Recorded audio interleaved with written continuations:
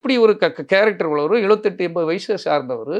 இனி இந்த கட்சியில வந்து என்ன சார் பண்ணுவாரா? ஏன் அந்த கட்சிக்கே அவர் பண்ணியிருக்கலாமே! சார் 50 வருஷம் ஒரு கட்சியில இருந்திருக்காரு. கட்சியில யாருக்கு ஓட்டு போட்டாங்க? ரெட்டை இலைன்னு ஒரு சின்னத்துக்கு ஓட்டு போடுறாங்க. ரெட்டை இலையில அந்த அம்மா வந்து ஒரு சாதாரண ஒரு ஒரு ஆடு மேய்க்கிறவன விட்டாங்க சார். வின் பண்ணிட்டான் சார்.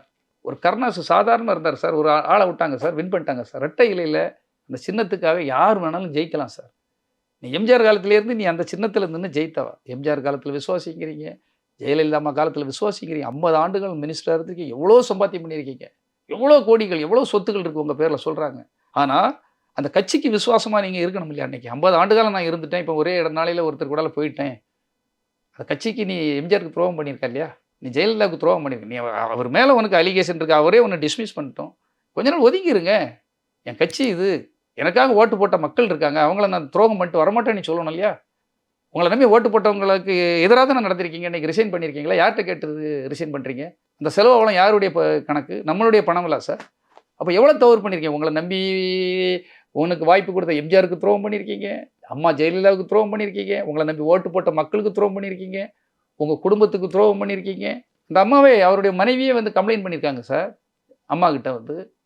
வேற ஒரு நட்பு இருக்கு அப்டின்னுட்டு. இப்போ நான் என்ன சொன்னேன்னா, இப்படி ஒரு கேரக்டர் உள்ளவரு 78, 80 வயசு சார்ந்தவரு. இனி இந்த கட்சியில வந்து என்ன சார் பண்ணுவாரா? ஏன் அந்த கட்சிக்கே அவர் பண்ணியிருக்கலாமே! அம்மா என் உயிரு. அம்மாவுக்காக நான் அந்த கட்சிக்காக என் உயிர் இருக்க தவிர நான் போராடுவேன்னு பல மேடைகள்ல பேசியிருக்காரு. ஏன் அந்த கட்சிக்காக உன்னால அந்த கட்சிய சரி பண்ணி நல்ல ஒரு பெரிய நான் ஒரு ஆலமரமா கொண்டு வருவேன். அந்த கட்சிக்காக நான் உழைப்பேன். அந்த கட்சி வந்து ஒரு பெரிய மிகப்பெரிய இடத்துக்கு கொண்டு போனீங்க. நீங்க சொல்லி அந்த கட்சிக்குள்ள உங்களால இருக்க முடியல. அப்ப எப்படி இந்த கட்சிக்குள்ள வந்து நீங்க இப்ப ஒரு புதிய கட்சி தொடங்கியிருக்காரு. அவர் என்ன பண்ண போறாரு? எதுன்னு எனக்கு தெரியாது. நீங்க இங்க வந்து என்ன பண்ண போறீங்க? நீங்க என்ன செய்திட முடியும்? அப்ப அவர் வந்த உடனே பெரிய பலசாலி அப்படி எக்ஸ்பீரியன்ஸ் அதெல்லாம் பலசாலிங்கிறது யங் டர்க் மாரி வரணும் சார். இப்ப நாங்க இன்னைக்கு பண்றோம். தினசரி பண்ணுவோம் சார். ஒரு நாள் காலையில பண்ணா சாயங்காலத்துக்குள்ள ஒரு பெரிய ஃபங்ஷன் நடத்தி காட்டுவோம் சார். ஆனா நம்ம விதி நம்ம வந்து ஒரு சாதாரண இடத்துல மாட்டிக்கிட்டோம். உங்கள மாரி சில பத்திரிகையாளர்கள் நம்ம செய்றது தெரியும். மக்களுக்கு தெரியுது. இல்லன்னு சொல்லல. ஆனா இன்னைக்கு காலையில நினைச்சா இன்னைக்கு மத்தியானம் ஃபங்ஷன் நடத்த முடியும் என்னால. அது அனுமதி வாங்கணுமா, வாங்க வேண்டாமா, அது எந்த பிரச்சனையும் சிக்கலும் இல்லாம அழகா பண்ணி இன்னைக்கு காலையில திட்டம் போட்டேன்.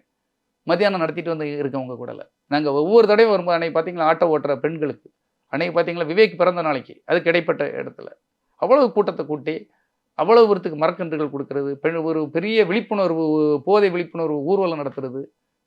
இது தானே சார் செய்யணும்.